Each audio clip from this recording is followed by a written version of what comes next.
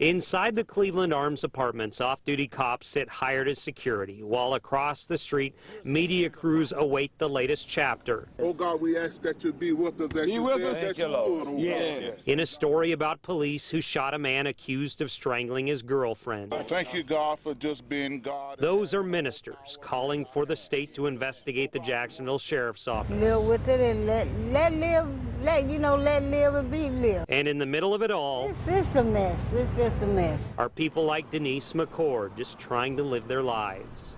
I'm in the middle of it. What do you want? While everything is happening at a frenetic pace, McCord walks at her own speed, just trying to get to the corner store. I don't know what had happened that day. The only thing I know is just that they had shot, shooting out here. And it's just a mess out here. Yes, yes. Because my daughter told me don't walk around the corner. I said, well, they can't stop me from going where I want to go. Like most around here, McCord has an opinion of the latest police shooting. I think that if he didn't have nothing on him, they shouldn't have shot him, but I guess I ain't got too much to say about that. She's only been in Cleveland Arms since November, and during that time has developed another opinion about her complex. I get stereotyped because they think all black people is criminals, really, if you know what I mean. But I know I'm not one. When the sheriff's office publicly stated their case on why the officer shot 22-year-old Devonta Jones, they were asked about the idea those who live in Cleveland Arms feel they're stereotyped. That's unfortunate to hear. I'm not saying that things are perfect, and there's certainly things that we could do and will continue to do in those neighborhoods to kind of close some of those gaps. But knowing that, we will make efforts to work through those things. No, that's not fair. That's not fair at all. McCord is one of the people police will have to convince. Ain't nobody no criminal because I'm not a criminal. Really? No, I'm not. This is a story that, in a sense, started in the 1930s. That's when 4 young men, barely friends at that point, from Fletcher and Lee high schools, started swimming. In fact, this is actual 8mm film of one of their tournaments. I met Tiger for the first time when he and I swam in a Bowles high school meet. But then they all spread out for college, from Gainesville to Annapolis. I won the Southeastern Conference Championship in the 50 freestyle. So I went swimming for the 4 years I was at Tech. I met John for the first time when I was swimming on the Duke swimming team, and we swam at the Navy. I haven't seen these things in years. But then you know what happened? Life. As they all joined the military and started their careers and families, swimming was left in the past. I haven't been in the pool for 60 years. But that first began to change in the 1970s when Tiger got some news. I had a heart bypass operation about 40 years ago, and the doctor told me I better get into a regular exercise program. So he took back to the water and never lost touch with John Corse. They started swimming again, and along the way connected with Bill Adams and Ed Graves around 2006 or 2007.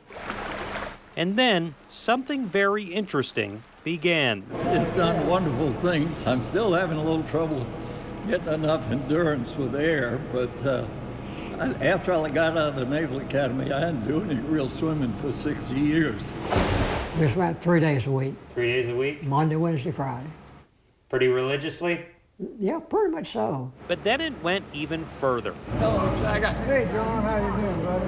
And these men who qualified for AARP benefits when Carter was president started competing. You guys hold a world record, is that right? 2 of them. What do you think of that? It was our 15 minutes of fame. And they just continued winning. A lot. Well, it's easy to pick up medals in a relay. Take this meet last year. Way to go. With former Olympian Rowdy Gaines. They set a world record for the 90-plus age group. So they weren't all 90. You've got Bill Adams, he's only 88. Then you've got John Corse and Ed Graves, they're both 90. And you've got Tiger, he's the oldest at 93. That's why they hold the world record as the only combined team of age 360 to win any sort of swimming tournament. We're going to be cheering you on. And it's been tournament after tournament. Where's old John? Where one octogenarian along with 3 nonagenarians win medal after medal. But medals aren't the only reward, because if these men weren't swimming like this, they may not be alive today. I have neuropathy in my legs, which gives me some cramps. I had a heart bypass operation. Crushed 40% of my lower vertebra.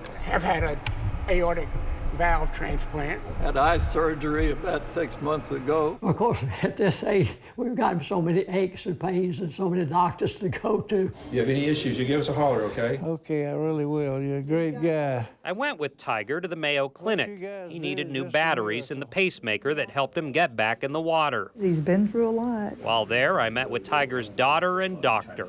Both tell me swimming saved his life.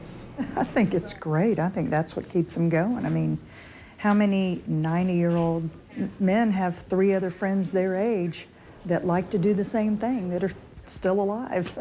Feeling good, Tiger? Feeling great, pal. You think he'll be swimming anytime soon? 6 weeks.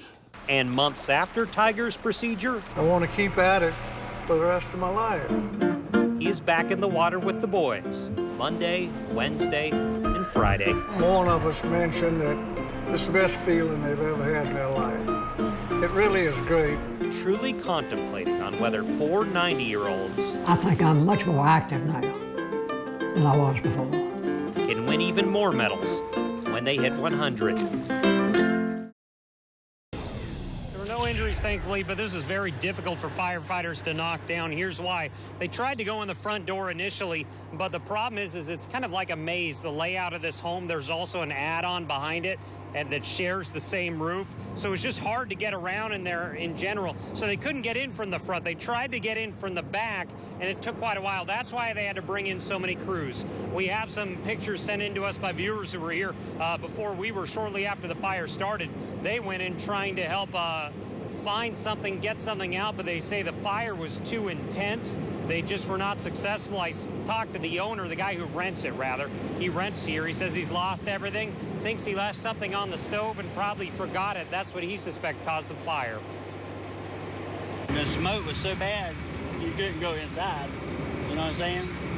But we tried to go inside to see what we could scavenge before, you know what I'm saying? But you couldn't get in there.